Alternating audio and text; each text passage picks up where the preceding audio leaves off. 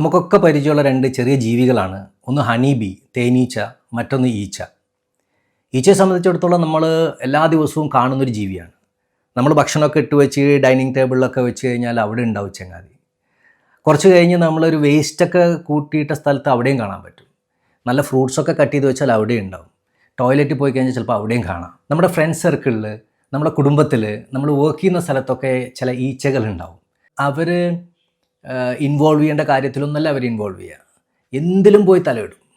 എന്നാൽ ഉണ്ടാക്കുന്ന റിസൾട്ടോ, ഈച്ചകൾ എങ്ങനെയാണോ ഒരു അസുഖത്തെ, പകർച്ചവ്യാധികളെ നമ്മൾ പോലും അറിയാതെ നമ്മളിലേക്ക് കൊണ്ടുവരുന്നത്, അതുപോലെ വളരെ നെഗറ്റീവായ കാര്യങ്ങൾ ഇവർ നമ്മളറിയാതെ സ്പ്രെഡ് ചെയ്യും. ഒരു പൂവിൽ നിന്ന് മറ്റൊരു പൂവിലേക്ക് പോകുക, എവിടെയാണോ തേനുള്ളത് അവിടെ പോയി അത് കളക്ട് ചെയ്യുക. ഇതാണ് തേനീച്ചകൾ ചെയ്യുന്നത്.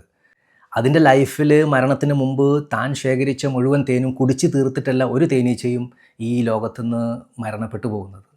ഈ ഒരു ഭൂമിയെ, പ്രപഞ്ചത്തെ അതിസുന്ദരമായി നിലനിർത്തുന്നതിൽ തേനീച്ചകൾക്ക് വലിയ പങ്കുണ്ട്.